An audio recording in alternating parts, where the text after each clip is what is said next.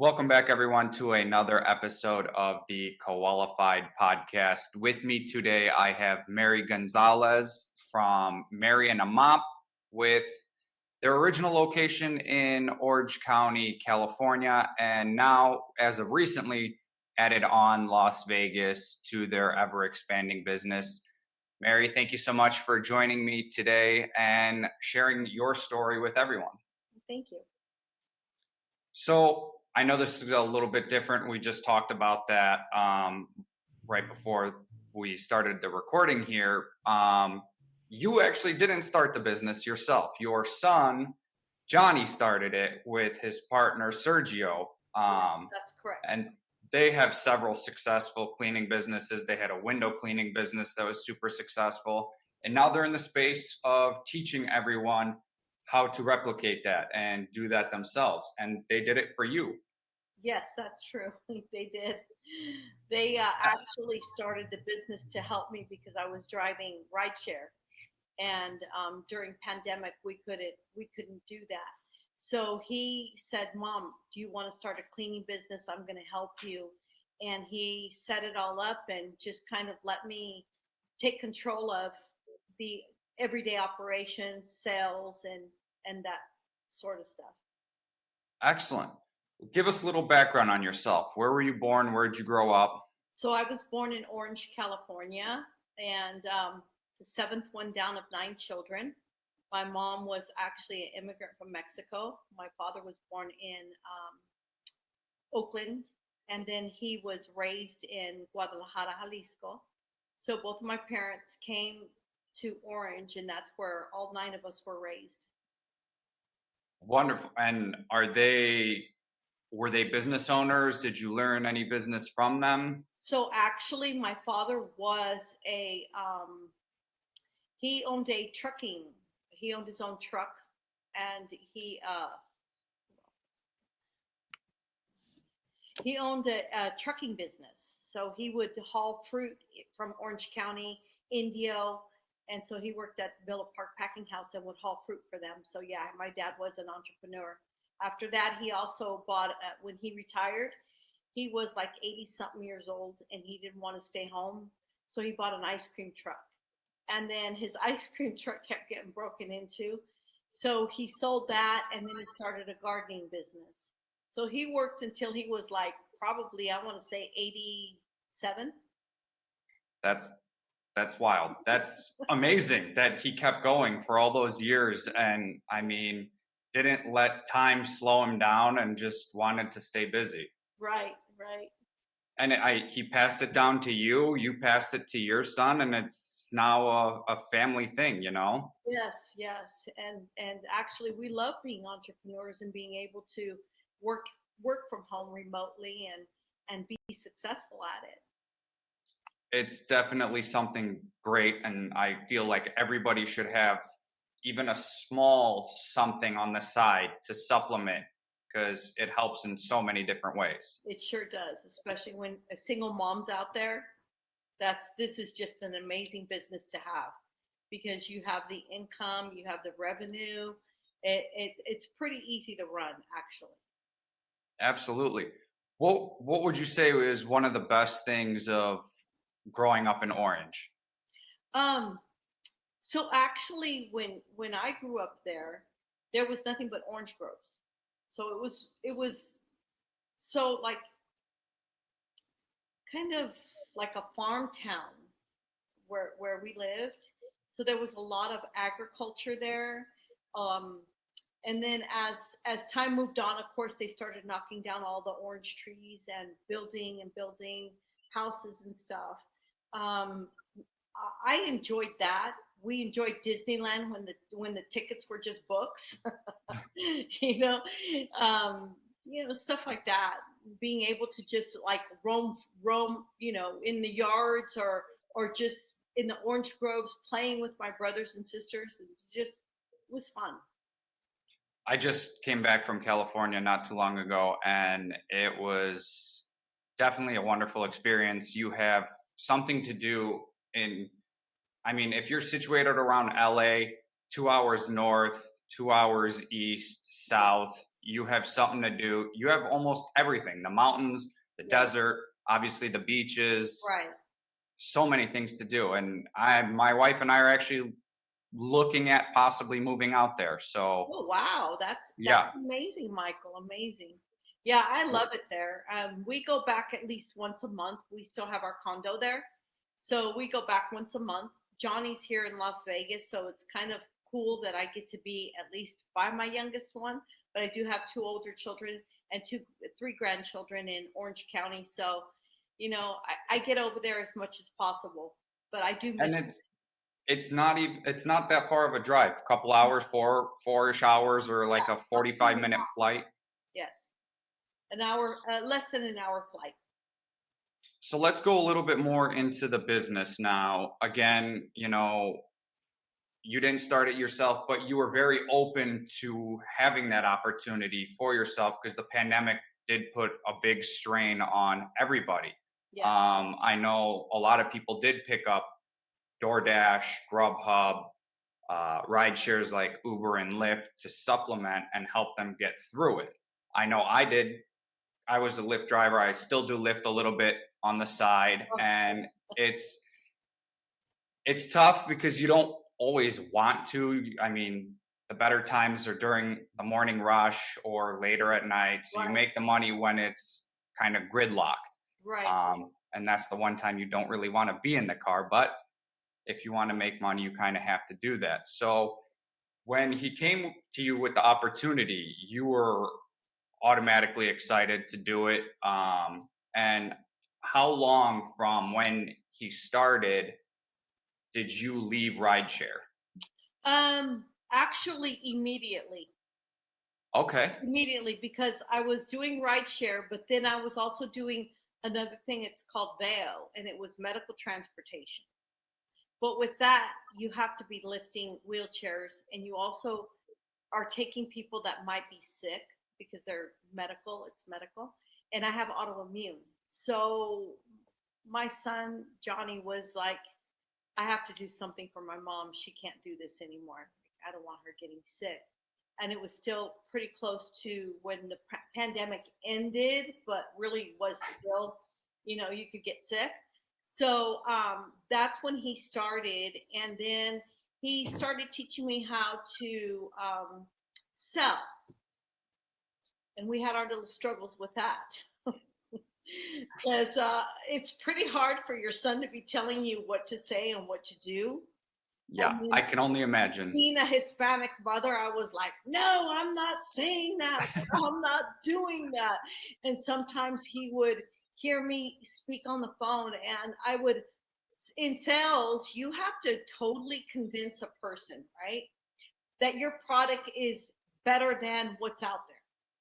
And so my thing is that our girls are background checked, they're insured, right? And a lot of these people are like, the customers would say, oh, well, I only pay 150. I said, yeah, you're paying for $150 for a clean that they probably picked up those girls from Home Depot parking lot. And my son's like, you can't say that. And I said, well, I just did. And I would get the sale. And so that it's a big joke now with us because he tells people, yeah, my mom's sales tactics were way out there. So it was kind of funny. It was fun actually learning from him and watching him and now listening to him. I do pick up a lot from him, but I also incorporate some of the things that's like just real life. Like, yeah, I don't want a total stranger you just picked up off the street to come into my house and clean because they're not background checked. You don't know what habits they have, right? So that's part of my strategy and my sales, what I do. But Johnny was a little freaked out at some of the things I would say for sales. Did he notice that you had the quote unquote salesperson voice? Did you have that right away? Because everyone kind of has a more, I don't want to say professional, but a different tone when they're on the phone with somebody. Did you have Actually, that right away? no, he never said anything about like my tone or anything. But I do notice that I do have a different like dialect or different what I use in my pitch. a lot of questions, a lot of filling them out where they're coming from, what type of clean they need from their house. And so he knows I can do it. He knows I can do it. And I actually like that aspect of it. So I think I'm pretty good at it. I usually typically close about 90% of them. Now, the other thing that I do, I can kind of fill out now, weed out clients that I may not want because they might be a headache. You know what I mean? Like when Yep. they start asking, "Oh, well, can you discount this? Can you discount that? Can you?" I've noticed that those type of clients, and I've told Johnny, those type of clients typically will complain about the job they had. And it doesn't matter how good you do, they're still going to want at the end another discount because they have buyer's remorse. So now I just kind of weed them out. Well, really, this one's not for me. We're going to just let that go to another company. But typically I close about 90, probably 95% of my leads. That's good that you established that and want to keep that boundary of not having the troublesome customers, because there are some companies that are like, I'll take all clients. I'll deal with the headache. If you want to deal with the headache, go ahead. Personally, I wouldn't. And why would you want to waste your time and energy on something that you already know is going to come back and bite you in the butt? And depending on what your either reclean policy is or refund policy, if you already know that they're going to be an issue, why even keep going? Be professional and respectful, and just tell them that it's not a good fit, and maybe Move suggest on another to the company. next one. Yep. Absolutely. So, what would you? I mean, how much do you remember? How much did Johnny invest in starting Mary and A Mop? Um, I actually believe we just put it all on a credit card and paid it off the next month because on the first month, I think I did over 10 grand right away. And so I believe it was, I want to say no more than $800. I mean, and that's like capping it out. But no more than $800 to start it, and it was paid off. I think we put it on an American Express. Big help with his knowledge doing the other businesses before and bringing it in, because 10K in the first month those are for fantastic numbers. People try and break into the industry and start, especially lately. It seems like this is the next kind of go-to for, I hate using the word, others use side hustle, or how drop shipping was a thing back in the day.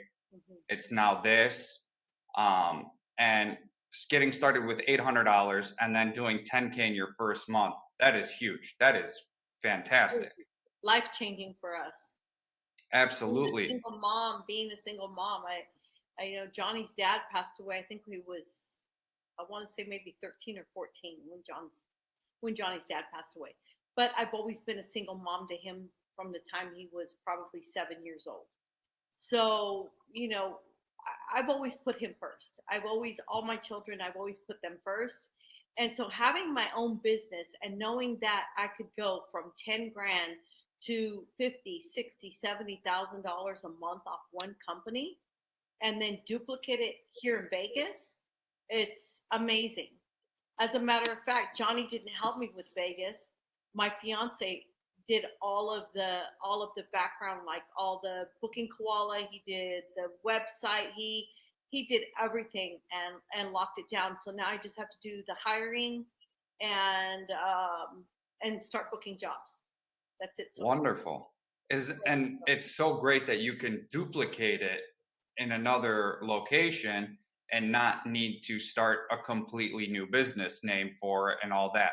You can if you'd like, but it's a lot better to just keep it all incorporated in one absolutely. and just have it separated in the different locations. Hmm. What would you say are some of the biggest challenges you faced since starting? The biggest challenge would be cleaners. Hiring. Not so much hiring, Michael. It's the quality of clean. Okay. Different cleaners have different ways. I try to keep it all uniform. So this is the list of cleaning supplies we use. This is where when you walk in, you do a deep clean. This is how I vet them. Tell me what it is that what you do on a deep clean. Tell me what it is that you do on a post construction, because that's my thing is post construction. I'm really big on post construction, and so I'm very particular on how things are cleaned and the way that they're done. So that's probably the biggest challenge would be the cleaners. But I've been fortunate and blessed that the cleaners in Orange County, I've they've been with me since day one. I've only had to Wonderful. hire one new team, two new teams, but the cleaners are amazing. Let's go back a little bit. When did Mary and A Mop start? Okay, so Mary and A Mop in Orange County started, I want to say November of 2020.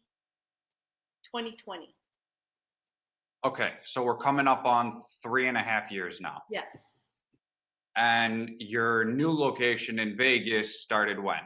We just got done with the website and everything Okay, last week. So we very haven't fresh. we haven't hired. We're starting this like today. I'm starting to put out my feelers for cleaners and making calls for cleaners. So that one will probably be part two.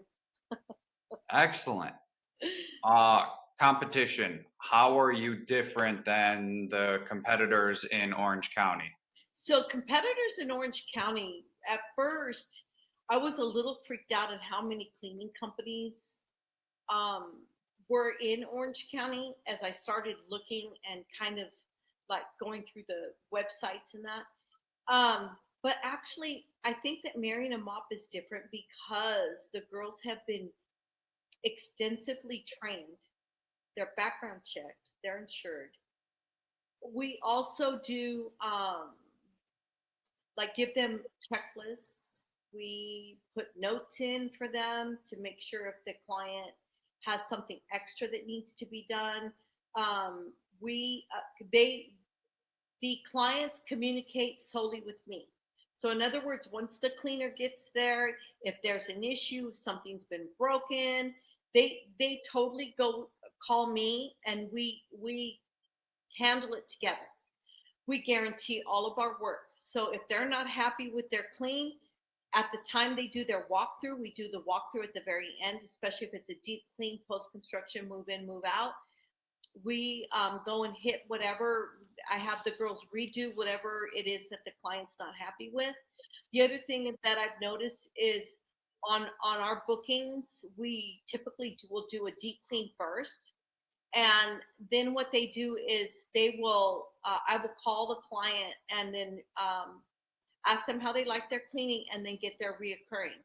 So in reoccurring, we do a phenomenal job at keeping our clients. So that's where we're different. I get a lot of people that will call me and say, "Hey, I had a deep clean. They did a terrible job. Can you guys come and redo it?" And then we gain their trust and we get the reoccurring. So I think that's where we're different from a lot of cleaning companies. We keep That's clients.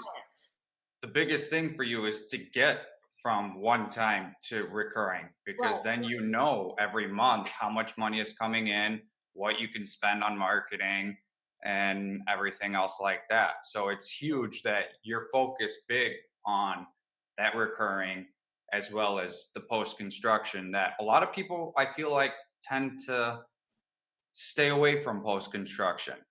Oh no, I love it. That's my thing. What is it about post construction that you like so much? Well, when I actually the first clean we got was a I think it was 8,500 square foot home, and it was one of Johnny's orange window cleaning clients. And I got a group of girls, and we went, and I walked that property with Johnny. Actually landed it for 30, I think it was $3,700. And just looking at the transformation of the dust and the paint on the windows, the plaster, the cleaning up, learning exactly how to just making sure that all of that stuff is up, and then seeing the outcome of the house, to me that was like, wow, what a transformation, right? So I going back to, I worked at a real estate company that did property management and also flips. And when I got laid off of that job, I had that with me. And Johnny was probably, I want to say maybe 9, 10, maybe. Um, I started doing flips with one of my coworkers, and I was actually doing like the cleanup afterwards. So I already knew how to do post construction because of that. So that was like just right up my alley. It just kind of fell in my lap, and from there it was like, that's my main thing is post construction. We've helped on houses on flipping the El Musa season 1. So my houses are actually on TV on the first season of flipping the El Musas, and we're waiting for all the seasons to catch up to see which other homes we have on there. Actually, That's amazing. Mhm. That really is. In cleaning, I don't think there's besides post construction or a hoarder house, are you going to see that big of a transformation? Uh, So that on post construction, you do see a big transformation. that's what I mean. Like Yeah, post construction and hoarder houses, those are the two where you go in and it's like once you come out, it's obviously night and day. right. Um, I also have a couple of pictures on, I think it's Yelp, where I have a lot of real estate people that use Mary and A Mop in Orange County, and there's sometimes where we have to trash out. When they have to trash out and seeing the before and after, that those also are pretty cool looking. Like, you were like, wow, are we ever going to get through all this trash? it's definitely huge to see. Yeah. Time management. How are you prioritizing your time as a business owner and a single mom? So actually, prioritizing, my mornings are super busy. I get phone calls. I get, emails we have to answer. We're booking jobs. Clients are texting me, hey, can you do a move out clean? So we're actually completely booked out till the end of the month for Orange County. And so what I do is morning, get up, get the dogs ready outside, coffee, of course, shower, get ready for the day. We're booking jobs. My fiance Al is actually working on emails and also helping with the back end of Mary and A Mop Vegas, making sure that our cleaners are clocking in, clocking out, stuff like that. But the great thing about it, Michael, is by 1, 2 o'clock, we can be sitting outside by the pool because we're done. That's just the most amazing thing about owning a business like this, is that you're 1, 2 o'clock, you're done. Unless you get a phone call midday or late afternoon, and then you're just on the computer for about 10 minutes, and that's it. So So, do you have anybody in the office? Do you have any office staff or no, any virtual assistants? no. I tried the virtual assistant, and it's hard for me to let go. To be honest with you, I like working. I am my father's daughter. I'll probably be 90 and still working. So, Just keeps me almost busy. not necessarily a control freak, but wanting to just be a part and know what's going on Yes, all the time. exactly. It is, and Johnny will tell you I am a control freak.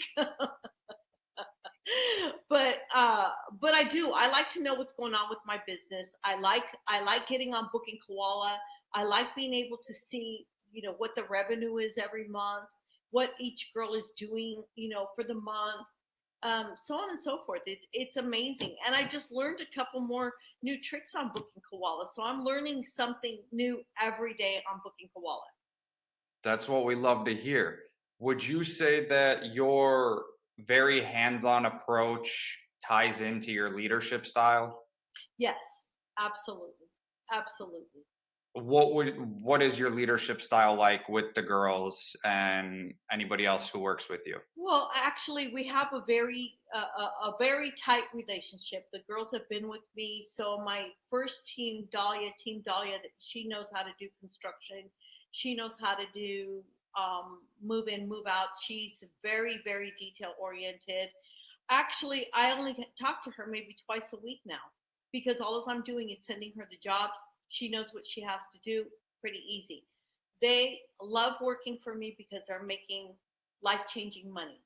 So they're completely booked out. She's completely booked out in this week until Saturday. Uh, she's this girl. This girl is amazing. So she had worked with me as an assistant for one of my other cleaners. And then she's like, I need to make more money. I want to break off and build my own team. And I said, okay, well, you already know how to do everything. So we split up the teams. So then we had two teams. And Dahlia actually was able to bring her mother from Mexico and legally, of course, and bring her over here and keep her with her for about 3 months. And during that time, we were completely slammed. And she's like, you know, I just need time off. And so I'm like, okay, take all the time you want. And when you're ready to come back, you'll have your job. Don't worry about it. And between then, I hired more teams and just kind of let her do her thing with her mom. And she came back and she's been working ever since. So she's been with me since day one. So that team. And then the other team, also a single mom. She has two teenagers. She built her team, actually got her off of next door because she wanted to work, and she also does post construction. So a good fit, another good fit. My other team that I have actually is out in Diamond Bar, and they take all of Brea, La Habra, all that area up to Orange, Yorba Linda. And that girl, I actually met her, was talking to her, and she's like, "Yeah, we clean houses." And boom, it just was a good fit. So they love me to death, and I love them to death. They're really hardworking women. That's amazing to hear. So now company culture, how are you maintaining that positivity with all the teams? Kind of a hard question because, like I said, we don't really talk a lot. They're pretty self sufficient, so I, send them the jobs via Booking Koala. If they have questions, they either text me or call me. So really, just the culture's good. Like we all have good relationships. So Just I- from the hiring standpoint, you found the right ones when you were hiring and you just got all on the same page, right? It's right. work first, do the work, and everything else is smooth sailing. Exactly. And like I said, they know that if there's a problem at the job, they know that if say for example we booked a job and it's not heavy duty, or they booked it online, and once my cleaners get there, the culture is this: they're to FaceTime me. If it's so bad, say for example they're walking into a hoarder deal or a deal where I've had a drug house, and there's pipes everywhere and stuff. I don't want my girls around that. So it's like Right. FaceTime me, video chat me, and let me talk to the client. Just walk out and we're good. So that's, very important to keep them safe.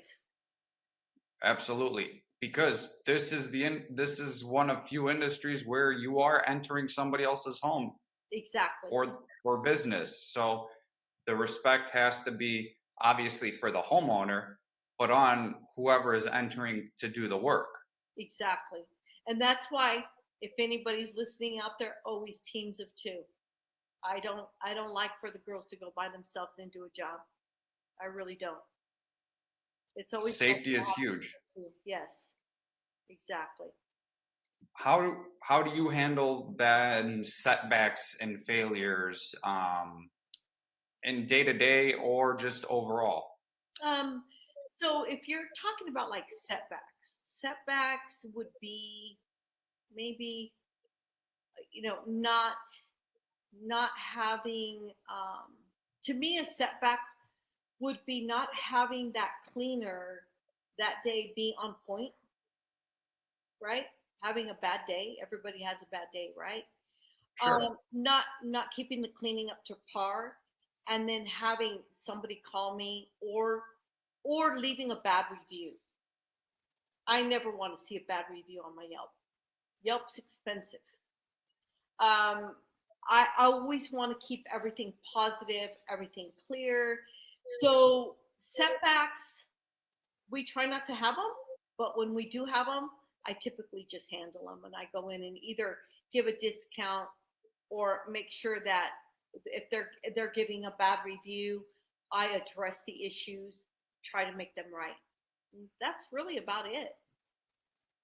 Just handle it head on right away and Yes, make sure it's taken care of and not pushed to the side. that's right. And always like we have to be honest, Hey, we broke something. Okay. Let me send you something from Amazon. Send a picture. I'll make sure and get it taken care of. And typically that's how we handle stuff, or we give them a discount. With you being, I hate to use it, but the control freak that you said, and not having any outside help, right? Your fiance helped with some of the back end software stuff, connectivity. Right. Um, but with the day to day ops, that's you. And you mentioned by 1, 2 o'clock, you're hanging out by the pool. Right. So, what is your secret to maintaining that healthy work life balance? Uh, Really, just you always got to be positive, Michael. Always positive. Can't complain. You just got to get it done. I've been working since I was 16 in an office. I'm used to working. I don't think I'll ever stop working. You know, just the balance is there in everyday life stuff, and just really focusing and being positive and a friendly person, a kind person. It goes a long way. Sure If does. you wake up every day and, like you said, bad days happen, things happen, but if you have that overall positivity and happiness, it goes extremely far. Sure does. Are you happy? Are you happy right now with everything the way it is? Are Michael, my life is amazing. My life is amazing. I'm blessed. I are really, really, really, really.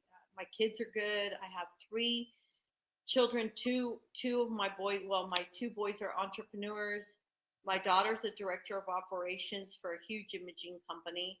I talk to the two older ones every day. Johnny, I wish I could talk to him more, but he's so busy that very busy? we make a joke that my two older kids and myself say, "Oh no, if you want to talk to Johnny, you have to get an appointment because he's super busy." So I'm happy in my life. I'm very happy. My fiance and I just got engaged a couple months ago. Congratulations. Thank you. So we're planning on getting married in October. We have our honeymoon coming up for a cruise in January, the first week of January. So we're excited about that. That's when I will need a VA. And I'm sure Johnny will be able to help you with that as well. I did have a VA for a little bit, but I wasn't too keen on it. I couldn't do it. I was too frustrated. I'm sure you're going to bring your laptop with you on the cruise and still be checking. Probably, probably. I even told Motivate. I even told Al, I think I'm going to get international calling. Maybe keep that off because then you won't enjoy the cruise and the honeymoon Right. and you want to. Exactly. But no, life is good.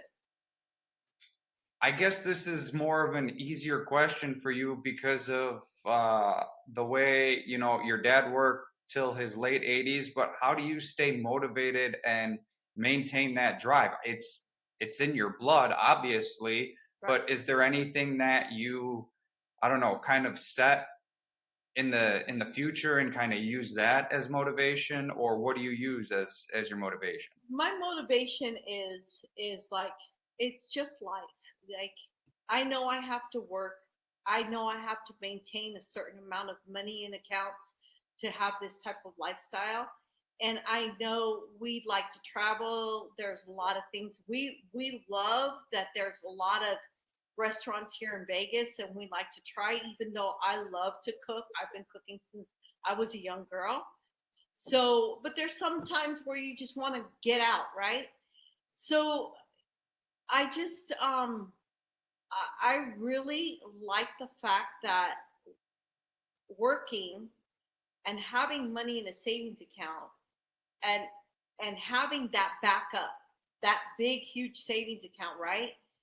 If something happens, you're you've got that to fall back on. You have that so-called 401 kind of 401k or that Merrill Lynch account to where you feel safe and you feel secure that you're not going to lose everything. So to me that's very important. As we get up in age, I tell my kids save money, save, because you never know when you're going to need it. The pandemic 4 years ago was a great example of it's hard. That It's was hard horrible. to save, but look how many people it affected everybody or almost everybody, Right, and having that nest egg, like you said, would help make things easier, not completely fix everything, right. but it would make life that much easier. Hmm. So I know, believe me, we've been there. Johnny and I have been there. So as a matter of fact, in 2018, I got hit by a drunk driver, and Oh my goodness. I couldn't drive rideshare. So imagine, Johnny's. Were you okay? Well, Everything was I mean, I was okay. I really can't get into too much detail about what happened, just because we signed a non-disclosure um, because of a settlement. But what happened was Johnny literally stepped in with his orange window cleaning company and was able to help me pay bills. So wow. you're talking about a 19-year-old kid having this on his shoulders. What parent wants to do that to their kid? Not me. It was devastating. So Johnny doing this company for Mary and A Mop changed my life completely. It changed our lives. And not many people can say that, their their kid started one successful business, let alone another one to then hand over to their parent so that they can run it and they can now step back and relax from, harder grind work like rideshare or a 9 to 5 anywhere else. Right. And like you said, by 1 o'clock you could be hanging out and relaxing. Exactly. Yeah, it's amazing. What do you do to balance short-term goals and long-term vision? Um, that's a hard question. Short-term goals. I really, I don't really have short-term goals. Like everything to me is a goal. Everything to me is, my long-term goal is to yes retire and yes have enough money to travel and do what we want to do. Short-term goals, I handle everything every day. Every day is a goal. Every day, waking up, walking, living with an autoimmune disease. It's tough. It's tough, but I had a doctor tell me, um, you know, a body in motion stays in motion. So I just keep moving, right? Absolutely. So, It's a great way to put it. And yeah, you it you just there I would think that there wouldn't really be retirement for you. It's just now leveling up to different things of work. You're here with this, and then next it'll be potentially investing, and your work would be investments right. and less, with the emails and the phone calls that you do now, but different types of emails and phone calls and building your portfolio like your father. He kept working, Yes. as will you. Yes. He did. He bought one truck, then he bought another truck, and then those were his goals. Handing one to one of his sons. So yeah. What's your approach with decision making and problem solving? Ugh. Decision making. I like to run things by my fiance. So we're kind of on the same page. So I have somebody that I can literally talk to every day and say, "Hey, what do you think of this? What do you think of that?" What was the second question? Sorry. It, not just problem solving and decision making. How do you handle both of those? Problem solving. I hit that right on. Like problem solving, I want to know, and I just find a solution, right? We got to try and find the solution so that this doesn't happen again. So that's it. Just kind of facing it head on. Head on and right away. Not Right. so much sit on it and think on it some, but Right. just get it out of the way and make sure you learn from it, obviously, so that history doesn't repeat itself. Right. Right. Going into the hiring and talking about the teams, do you go with the contractor model or with the employee model? What is that? For the cleaners, are they contractors or are they Oh, no, employees? no, no, no. They're contractors. They're Contractors. subcontractors. Yeah. With California being very strict on contractors and the classification of contractors, how do you go about that and making sure you stay compliant? Well, they have the W. I think it's a W4, I believe, or W. It's not W2. It's like a W4 that they have to sign. So that gives them they have to put their social in. They're 1099 workers. We don't take taxes out. They get paid every week via check. Um, that's pretty much it. They're not. I can't. All I do is subcontract the jobs to them, and then pay them at the end of the week. Their whatever their percentage is. That's it. And how many do you have in total for, I guess, either is it teams or individuals? So they're teams. For Orange County, I currently have 4 teams. 4 teams. Within one team, there's 6 people though. Wow, that's a bigger team. Yeah. And do they don't handle obviously all, because sending 6 to a small place is not worth it for anybody. So that one, the team lead is Dolores. Okay. And that one, she breaks up her teams. So in other Okay. words, she has maybe two girls with her, and then her husband has 2 girls with them. And so they break them up that way. So they're able to handle 2 or 3, 4 jobs a day. And where do you focus on hiring? So I have used housekeeper.com, and I also use care.com. But most of my Orange County teams, Orange County's just different. So my Orange County teams, I already knew girls that were looking for jobs for cleaning. When Johnny first said, "Hey mom, I'm going to open a cleaning company. What do you think of that?" I already had people that were looking for jobs. I already knew a lot of people there. And so I was able to hire and able to get these teams, right? And like I said, Team Dahlia's been with me since day one. And then typically what I do is with those girls, I'll ask them, "Hey, do you know anybody that wants a job? I need a couple more cleaners." Word of mouth. Word of mouth is everything, because you're getting these girls that already know how to clean.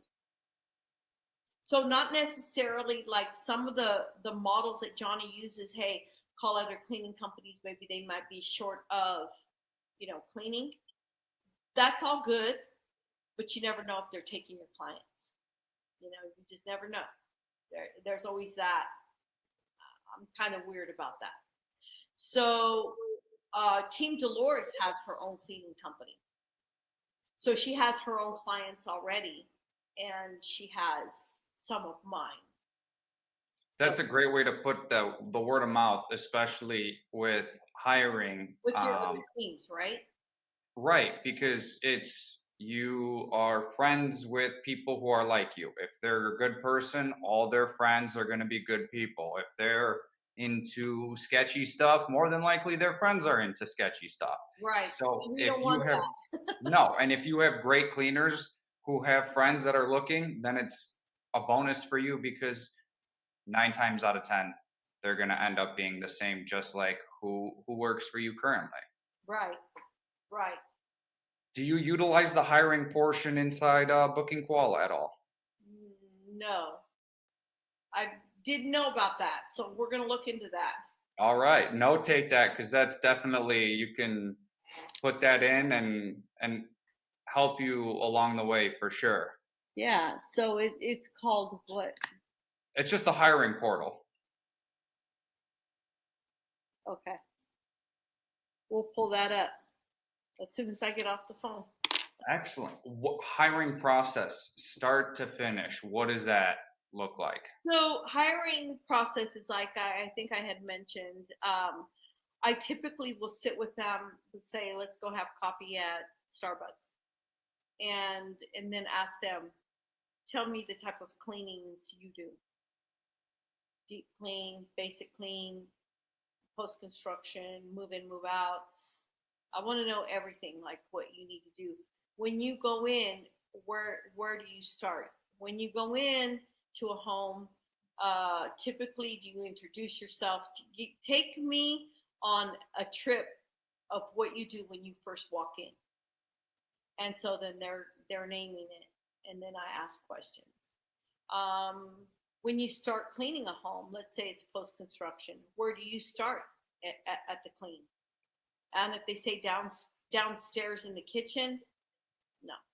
You start in the very, very back of the house. You move your way out, so you're taking all that dust with you, and then you start from the back of the house and you work your way out to the front door. Last thing you want to do is mop or dust off the front of the house and the door so it's presentable, because 99.9% of the time they're getting it ready to stage or they're getting it ready to sell, so you want it presentable. So I always ask a lot of questions, and typically it's on the fly. I don't have like a script or anything. It's I want to know, and I get a feel for that person. So That big part is the feel, right? right, Getting the feel for them. If right. they're stumbling some words is fine, but if they're, I don't know, making things up, then you know it's not going to work out. Exactly, exactly. I did have a team that wanted to come work for me actually, and she was a little aggressive, and so I was like, "This isn't a good fit. You and I are gonna go. We're gonna clash. We're just gonna clash," because she's like, "Well, I'm going to school to be an attorney," and she said, "And I have my own cleaning company, so why would I need to get, you know, houses from you?"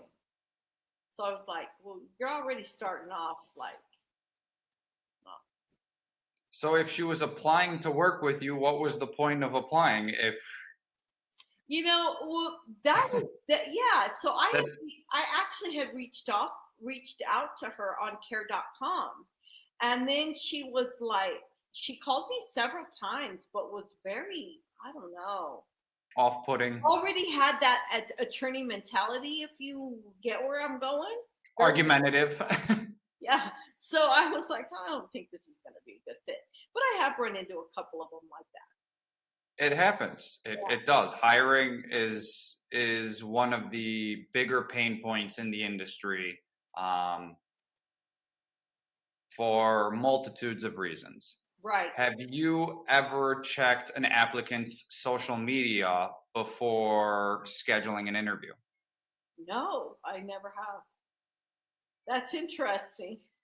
I have interviewed before where they have, and it's curious to see some where people stand on that. And yeah, if you haven't, then that's great because again, yours is a lot of word of mouth referrals. So if they're great people, no reason to go over and above checking into somebody, right? Right, right.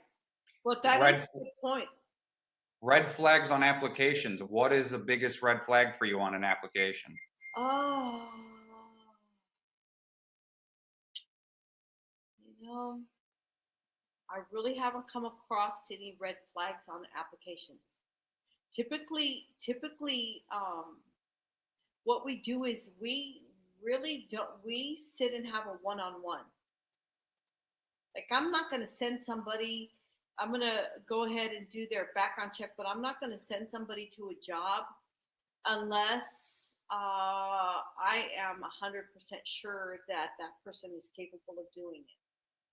My whole thing is that, Michael, I pay for a pretty big amount a month on Yelp, and so my big thing is getting those bad reviews.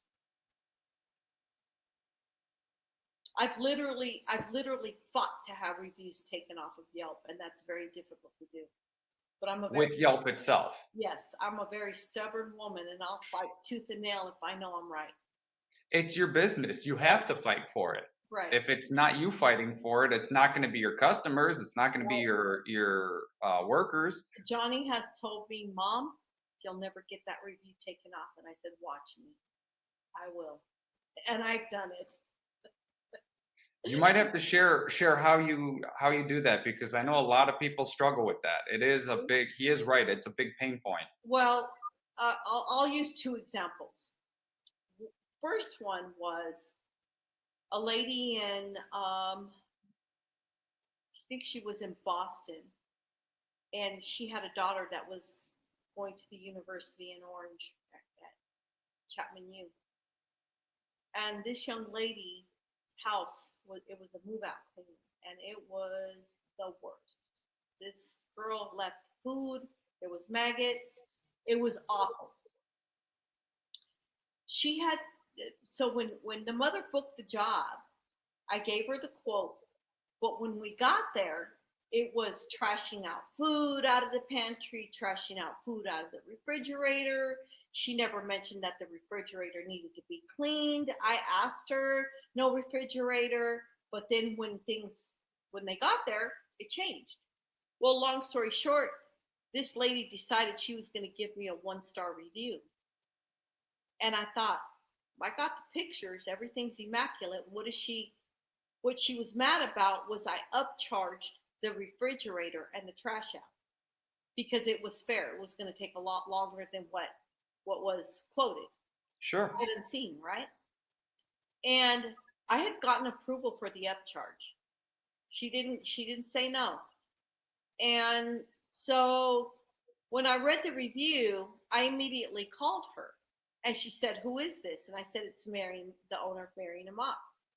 She goes, I'll have to call you back. And she hung up on me.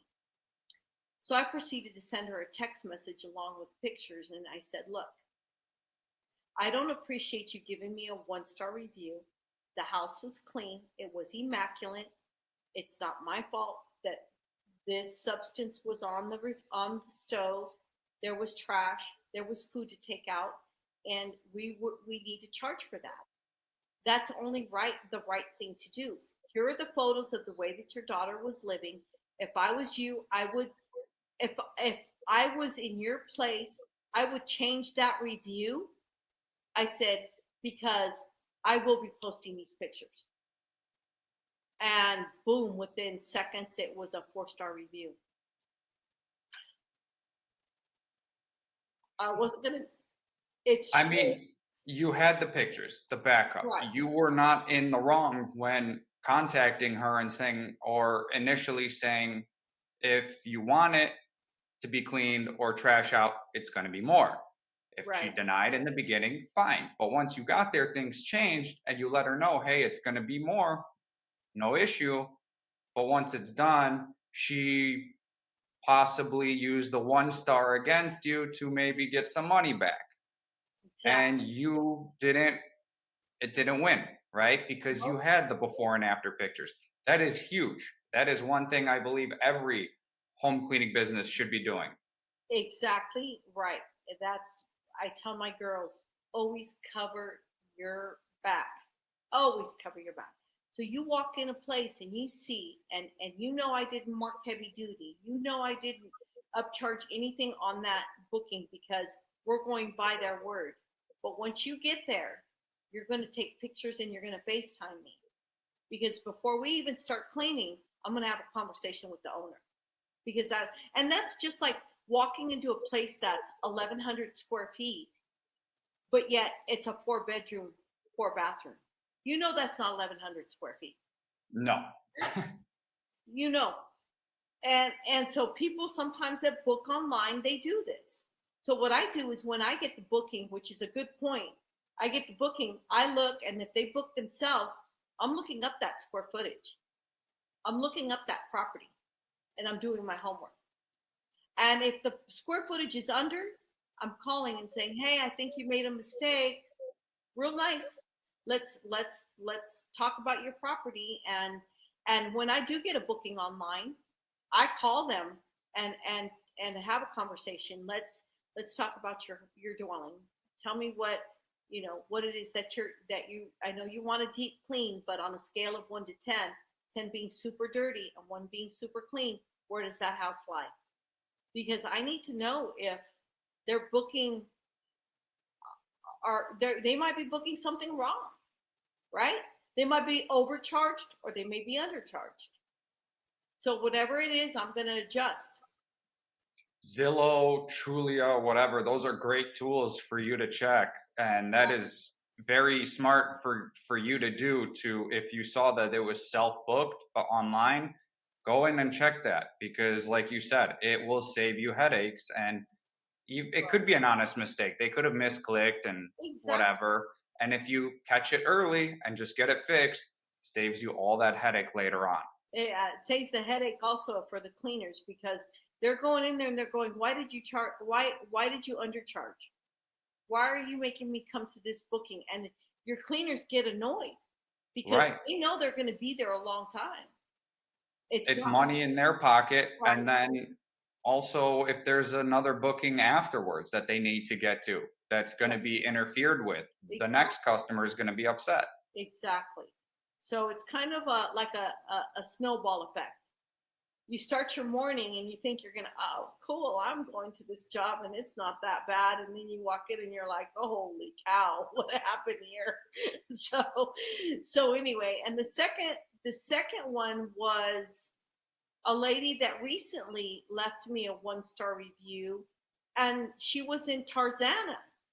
And Tarzana is way far from Orange County. I never spoke to her, and she left me a 1-star review saying that I couldn't accommodate her and that I was texting her back and forth, and that I said the only day we have available is Sunday. Well, I try to keep Sundays open for my girls, and very rarely do I book anything Sundays because a lot of them go to church, and I respect that. And so I said, you're wrong. You never spoke to me. And I took it to Yelp, and Yelp said, no, we're going to go ahead and leave that on there. And then what I did was I said it. I also replied, it's a sad day when you're paying $2,500 a month for your Yelp ads, and Yelp will not take off this review. And I screenshotted where she was from, Tarzana, and immediately they took it off. Is that even an area that you service? No. It's not. So everybody here was in the wrong but you. Exactly. I was like, first of all, I never talked to this lady. I don't have the text messages. And I can't really, on the phone service I use for my business, it's hard to text back and forth on that. So typically I'll use my cell phone. And so it was another company that she texted. Also, I looked on her Yelp page, and I saw that she also left the same review for another couple of companies. So I was like, she's wrong. So I got that one taken off as well. Yelp is finicky. Very. Consumers use it a lot to know what places are great and services to use. But it seems like there are a lot who kind of go on a power trip especially when they have a lot of reviews and are an elite Yelper, and they try and hold that over a business owner's head. And Yelp also seems to side more with the consumers Exactly. and try to, I don't want to say screw over the business owners, but they're not in favor of the business And we're owners. the one that's keeping them alive. I've heard several horror stories, especially if you're paying, like you said, 2,500 a month in ad spend with them. The moment you stop, your reviews might look a lot different. I've Exactly. heard those horror stories as well. They stop doing ads and a bunch of 1 stars start popping up or coming back to show, and 5 stars are hiding. Yeah. So I have a lot of 5-star reviews that they took down, and all of them were my clients. I can honestly say that 100% of people that are reviewing my business have used Mary and A Mop. Every single one of them, and they take them off. So it's frustrating. Yes, I still use it because I am at the top of the food chain because of my reviews. So I get a lot of calls from you. It's Google, beneficial. It is, but it's a headache. it is a headache. It's nerve-wracking when stuff like that happens, especially when you have that proof. Yeah, exactly. But that's how, if a business owner is watching, that's how you take off those reviews. You just don't let go. You got to have you got to have those receipts. You got to make sure you have the pictures, and you know that you're in the right for sure. Yes. This is a great segue now into marketing. So you have Yelp, you utilize Yelp and their ad spend. Do you do any other forms of marketing? SEO, Facebook ads, LSA? No, I was using LSA. I found that LSA, and sorry Google, they, whoa, it just that was my biggest frustration was Google. I got a lot of, hey, can you come clean my bathroom? Well, I have a $300 minimum. You want to pay me $300 to go clean your bathroom? I have a problem with that. Um, just the quality of the clients I was getting on Google was pretty bad. So we stopped using Google. We do use Google My Business. We do have our businesses on Google My Business. Um, the only one that I really use is Yelp, but Al is breaking into all of the marketing. He is actually a digital marketer himself, so he's taking over my marketing. I am not touching that. So he's going to be the big help, especially now having Vegas as the new location.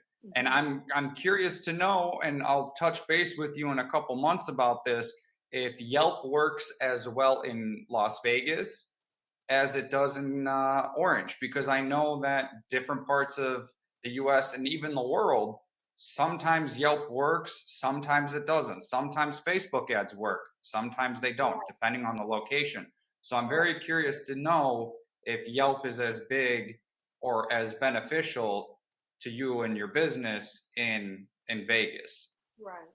So that's where he's going. He's going to Al's going to be opening up the Facebook ads.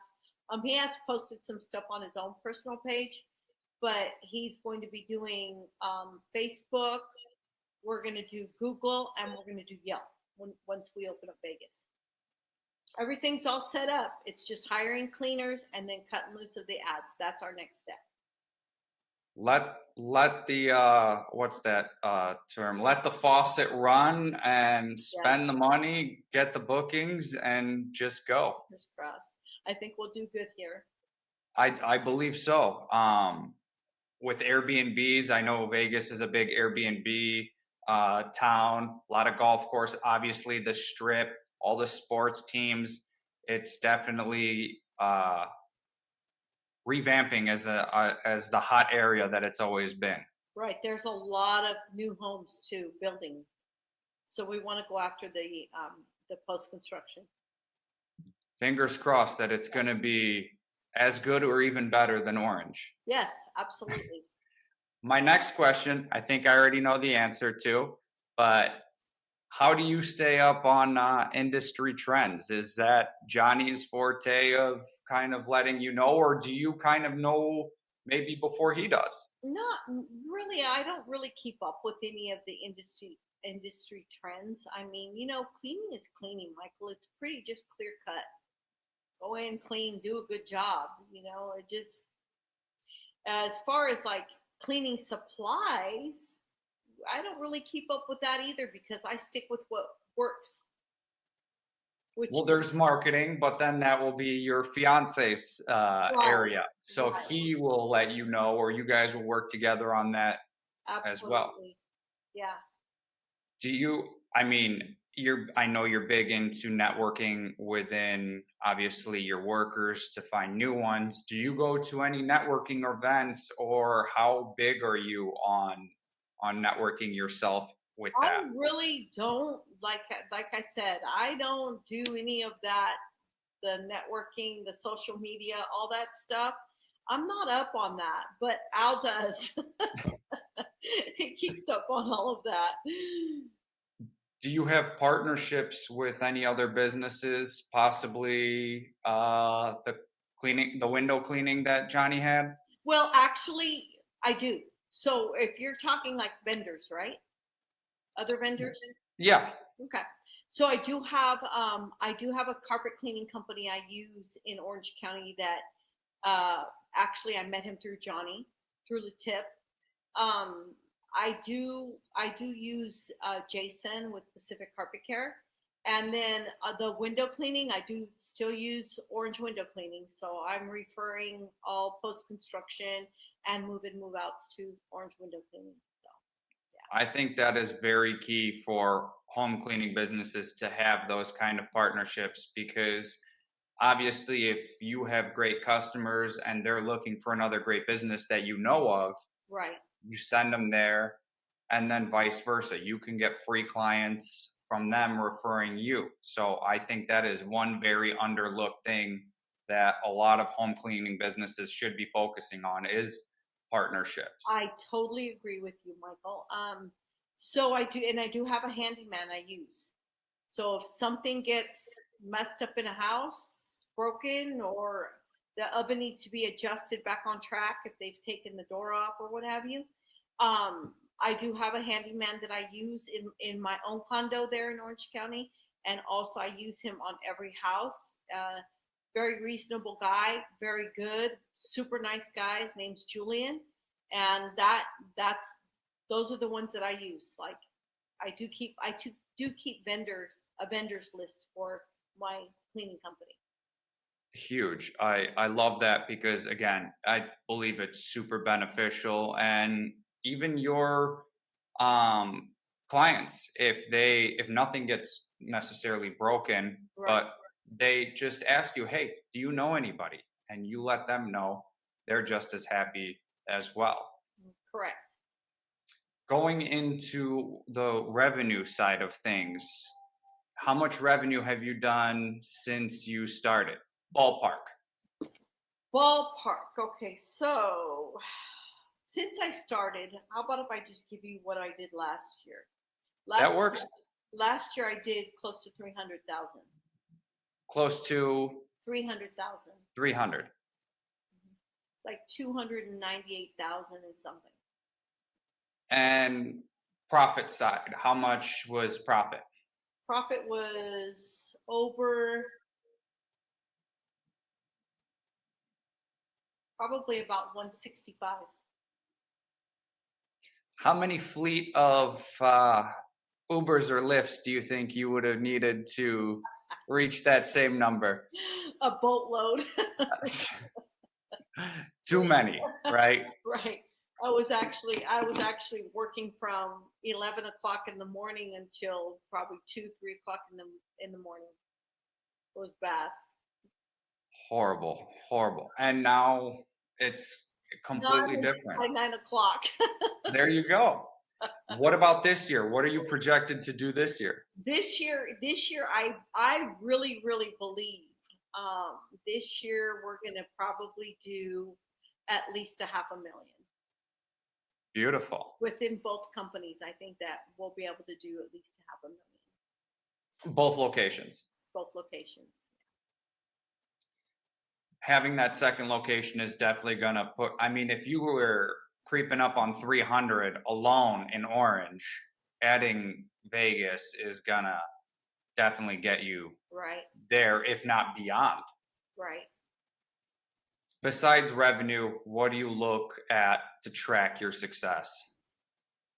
What do I use? What metrics are you kind of keeping your eye on all the time to make sure your success stays on track? Um, I don't Would it know. be new recurring or amount of recurring? Would it Actually, be yes, of post? course. The reoccurring. So I check that every month. I'm checking like towards the end of May. I'm looking at what we have as reoccurring, right? And then trying to add more to the reoccurring every month. In other words, from all the new ones we got in May, we're going to try and flip those into June, right? It's real important. So when I'm looking at that and I'm tracking it through Booking Koala, I'm looking, okay, we have 18, 20,000 already in reoccurring coming in. So that means we need to do at least 10 to 15,000 in new, post construction, move in, move out, and deep clean, right? So that's what I look at myself. Those are your big indicators that you're watching. Mm-hmm. Financial management and planning, you touched on it earlier, that having the safety net, the savings. What's your approach to that? Is there like specific numbers you're trying to do monthly into savings, or So monthly Orange County savings, we try to put anywhere from $5,000 to $8,000 in savings every month, and we're able to do that. We're able to pull pull money from Orange County after everything's been paid at the beginning of the month and flipping that into our mail-age account. So then we gain interest off that. and strategies to mitigate your risk? What are you doing there? Explain that more in detail. Like What do you make sure to keep revenue high and the breakages or thefts low? How are you making sure that you're not giving out refunds as much, or okay. Yeah. So typically, like thefts, we don't have those. So we don't. When if anybody watching this, I always tell the girls, when you're working in a home, I want for the team leader stay in the same room as her assistant. So if one is cleaning the bathroom, the shower stall, the other one is cleaning the sinks, baseboards, whatever she's doing. There's no reason in a deep clean or home where people live, anybody should be going in drawers, right? No drawer should be open at any time unless it's a move out post construction. Then you're going into an empty drawer, right? right? So we don't allow the girls to work separate through the home, not one's downstairs and one's upstairs. We don't do that. We have rules. And so those rules are you do not separate from your teammate. Because I don't want to hear that someone's upstairs and someone's downstairs, someone's opening drawers, putting stuff in drawers. There's no need for that. So that's the theft part. And what was the other question? Sorry, my eye was itching. Same question. Just how are you and mitigating risk? But that's basically the best way to do it. When you don't send solo cleaners. Right. You have the teams of two. They're always in the same room.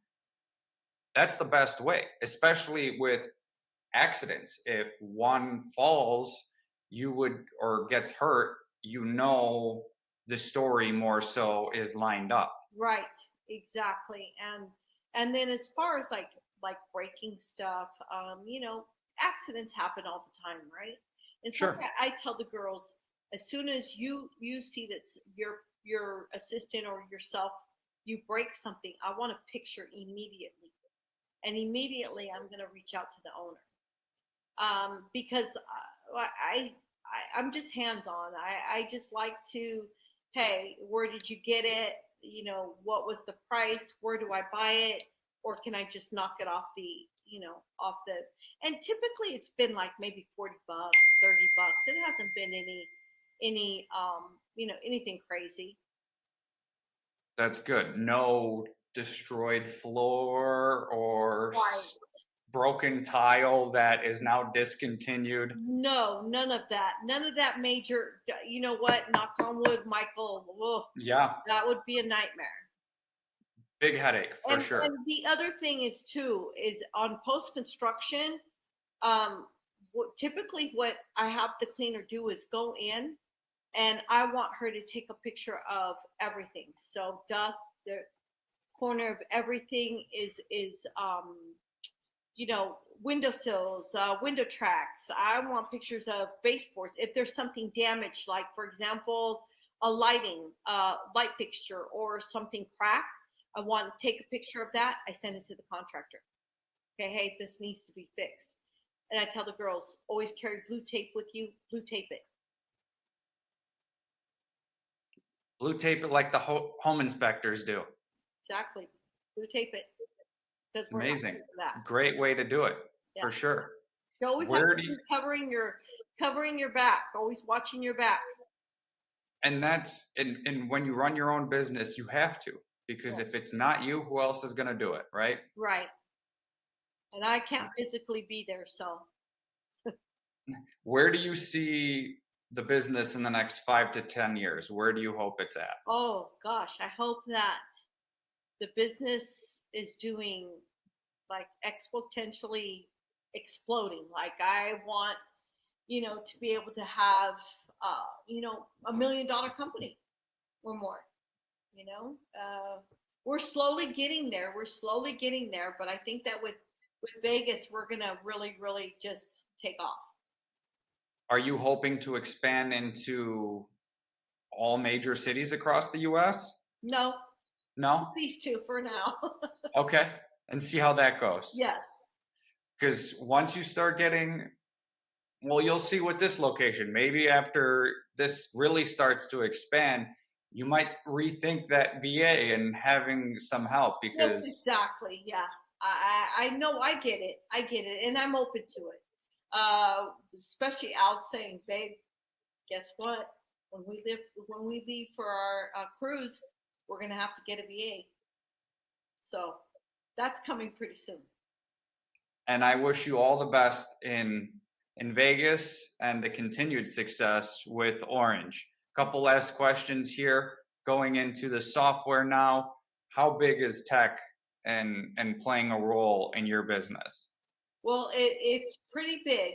Um, Johnny will tell you I'm not real tech savvy. I get frustrated.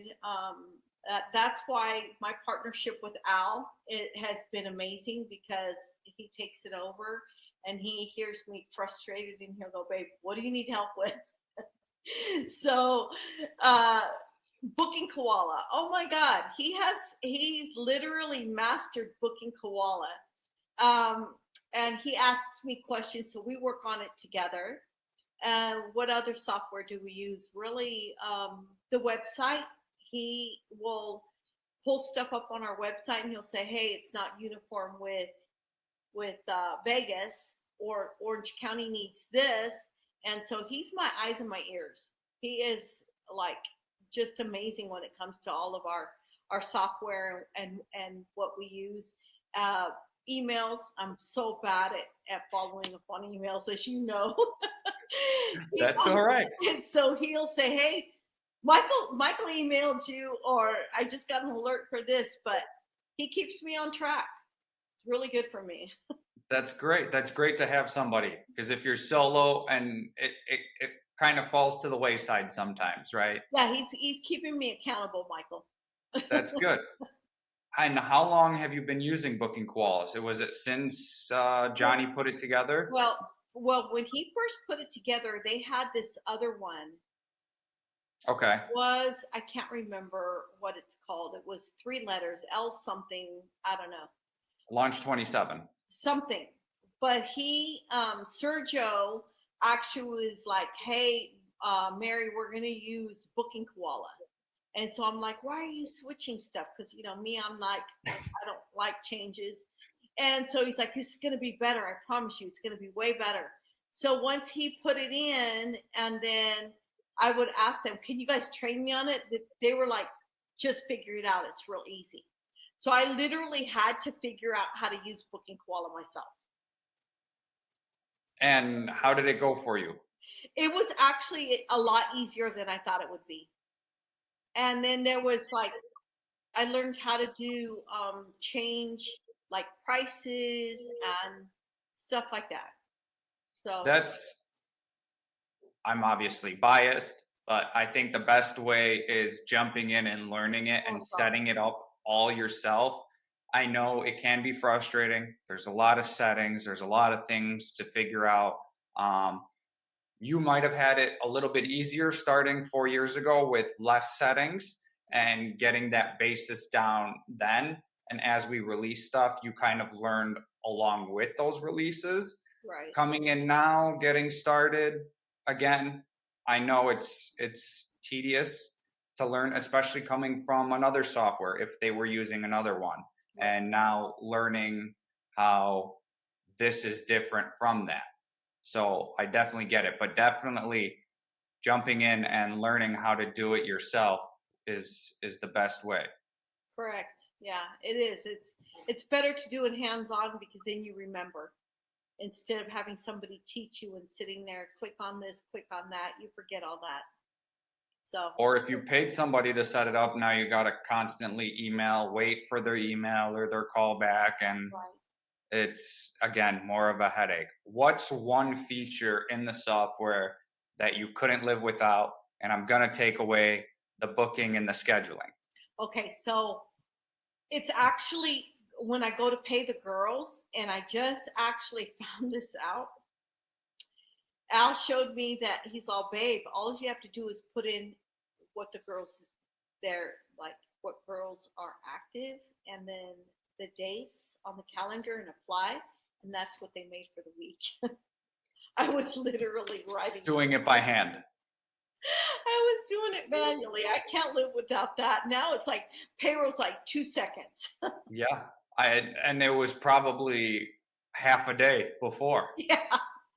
I dreaded it. I'm like, Friday's coming. I got to do their payroll, and they're going to be calling me for their check. And so that's a big thing. Awesome. And on the flip side of that, what's one feature that you are either waiting for that is on our list of to-dos, or something that, maybe is not on that list yet? Really, I stick with what I know on it and do what I need. I really haven't explored a whole lot of like the new features or what have you. Like I said, Al's more hands on with all of the software. So I typically just use what I need to use on it. Awesome. And final question here. What advice are you giving your 10-year-old self about your experiences in life so far? My 10-year-old self, hmm, interesting. I have to think about that. Always just stay true to yourself, be honest, hardworking, because that nobody hands you anything, you know, unless you're unless you're raised with old money and parents Silver spoon. a silver spoon. Life's hard. Just work hard. Like that's what that's just what I would tell my 10-year-old self, and that's what I've done actually. Excellent. And it's shown. It's 100% shown. Yeah. Mary, thank you so much for taking the time to sit with me in the interview and share your story and your success with everyone. It was a massive pleasure. It was my pleasure, Michael. Thank you so much. Thank you. Guys, stay tuned next time for another episode of the Qualified Podcast.